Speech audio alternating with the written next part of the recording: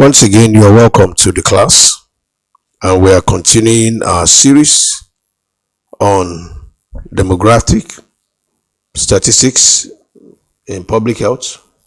And we want to look at lesson topic 7 today, titled Descriptive Statistics and Report Writing in Public Health. And so I want to welcome you, and I'm sure that you have been taking notes the last classes, beginning from lesson 1 to lesson 6, and now we're in lesson 7. I believe you've also taken time to listen, to take notes, also to learn, and to also read wide using your textbooks and ask your questions on Google Classroom. And remember that the more you learn, the more you know. And please do not just read to pass, but read to know. Today we are continuing lesson topic 7, Descriptive Statistics and Reports Writing in Public Health, and we'll be looking under this topic. We'll be looking into introduction to descriptive statistics in public health. We'll also be looking at presentation of demographic data using descriptive statistics. We'll also be looking at techniques for presenting data visually. We'll also be looking at report writing on demographic health issues, and finally we'll be looking at how demographic data is used to generate public health reports. So without further ado, let's move into the introduction. Descriptive statistics is an essential aspect of public health, as it helps to summarize large data sets into manageable and understandable formats. And in public health, descriptive statistics is actually used to organize, simplify complex data, so that you can be able to identify trends, patterns, and relationships. You can also use descriptive statistics to present data in an understandable manner for decision makers and policy makers. You can also use it to provide a snapshot of the health status of a population.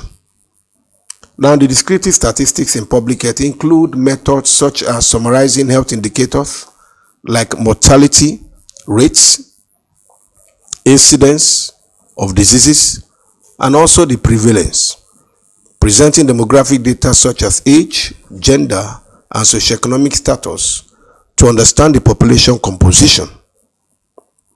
Now, when we say demographic data, I have told you what demographic data is. We have seen the sources of demographic data. We have seen how you can manage demographic data. And today, we need to understand that this approach is crucial for evaluating the effectiveness of health interventions.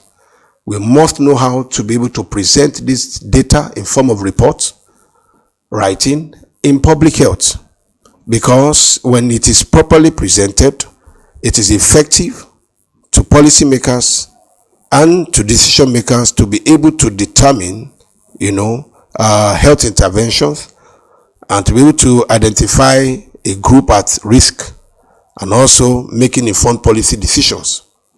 So number 2, let's see presentation of demographic data using descriptive statistics.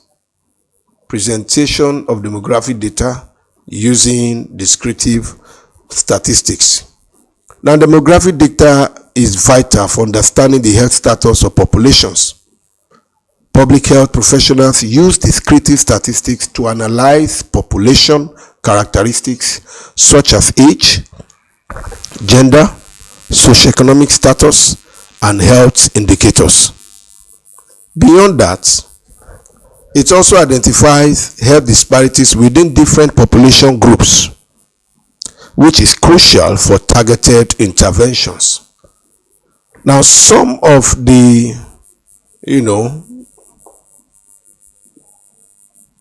data that is looked into or used will be discussed as we look into this aspect. The different kind of statistics that is used. We'll be listing them, and in your biostatistics lecture, I'm sure this will be discussed in detail. However, I will just talk a little about them here. The first one is measures of central tendency. Measures of central tendencies, and these statistics summarize data by identifying the center of distribution, and it will provide insight into typical values for a data set. For example, your mean, the average value calculated by summing all data points and dividing by the number of points. For instance, the mean age of patients in a hospital study might provide an overview of the patient demographic. Now let's look at median, because measure of central tendency, like I told you, include the mean, median, and mode. So let's see the median.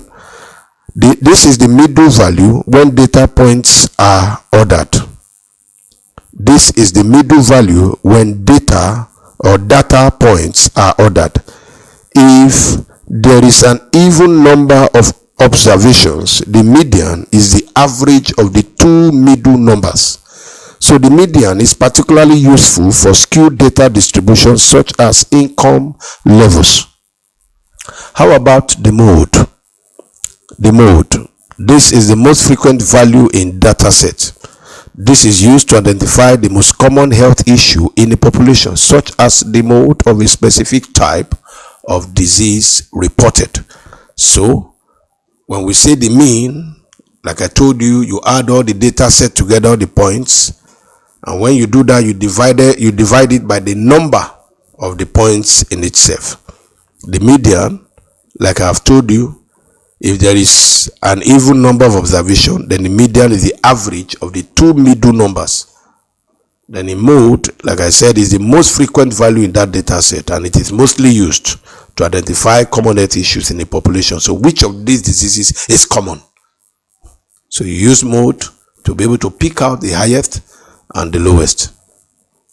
Now let's see measures of dispersion. The measures of dispersion. Now this describes how spread out the values in a data set are.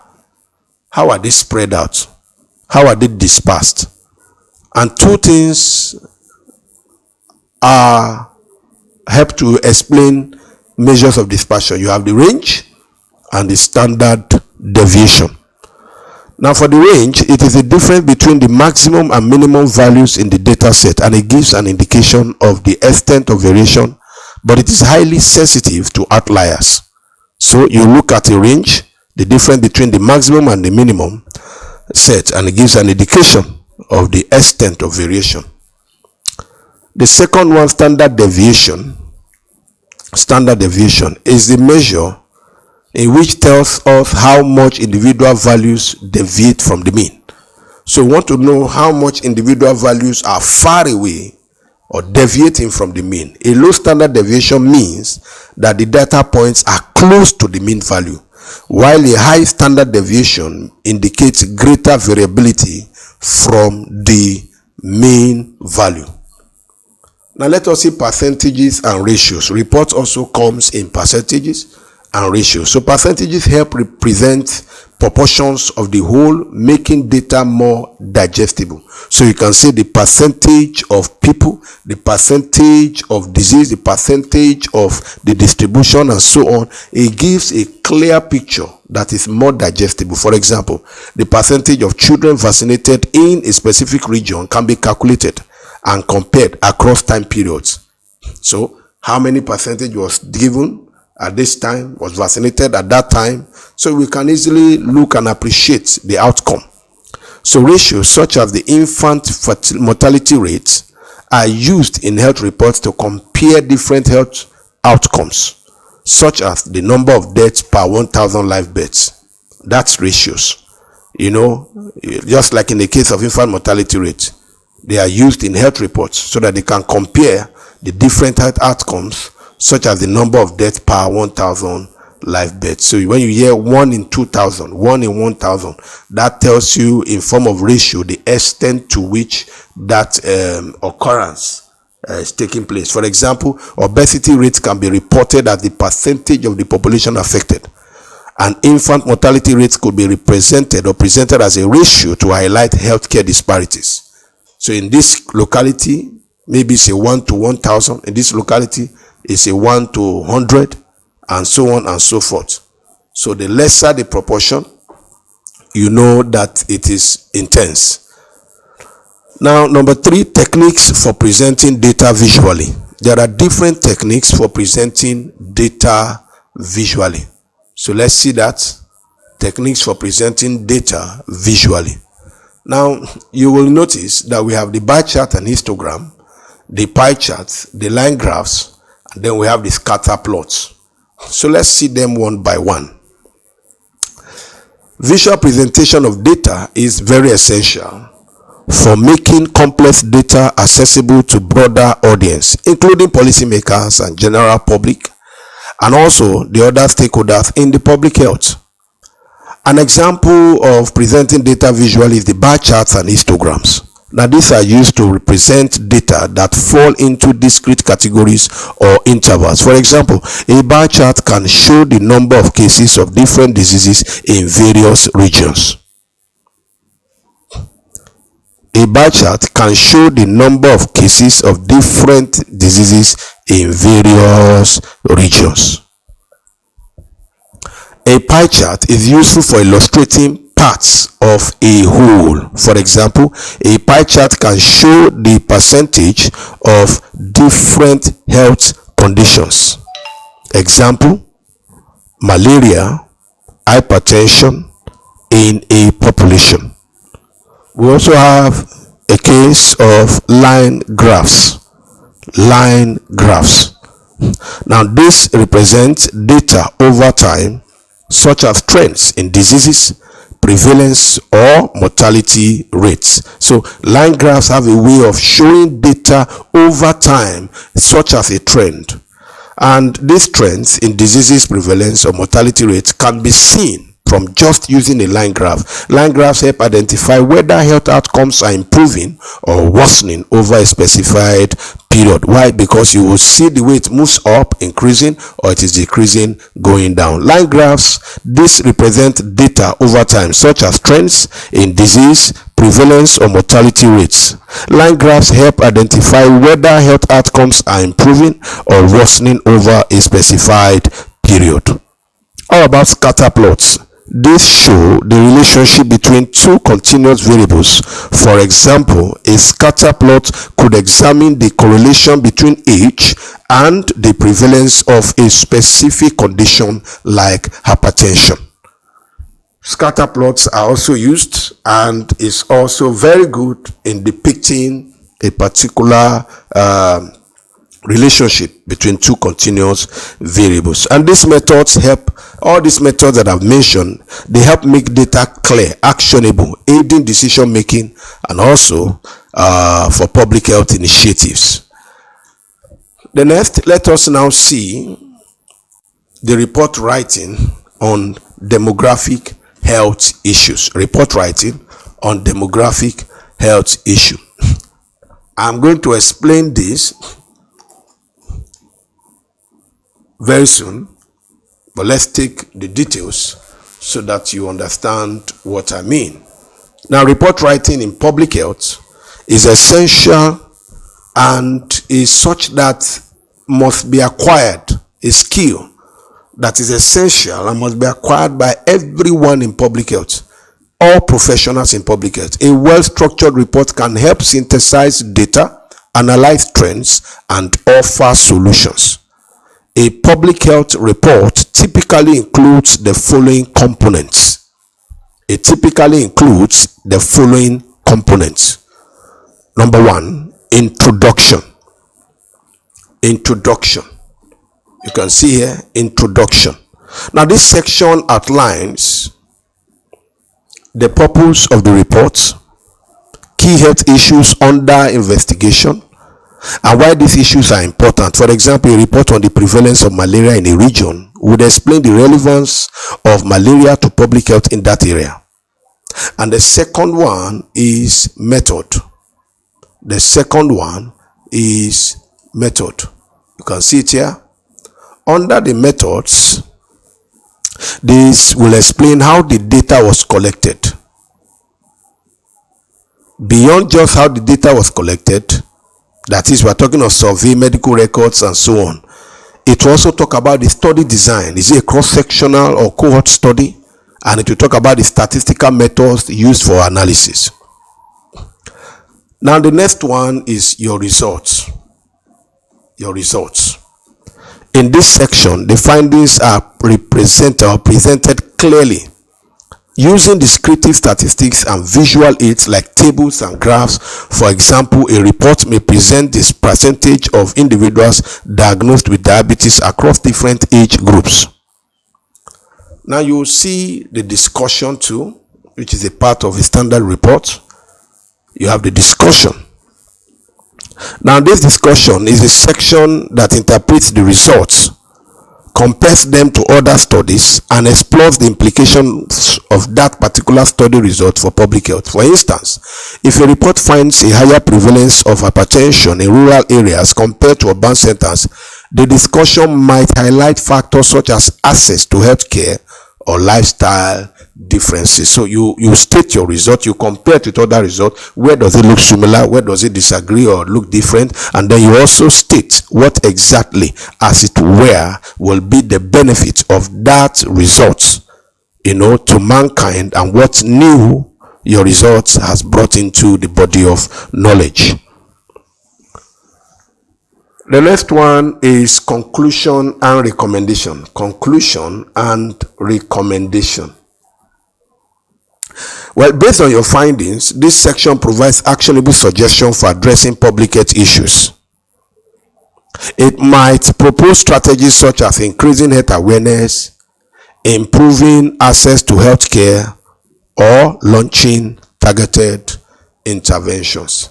So you can see here the different aspects under introduction. You can see them, what it entails.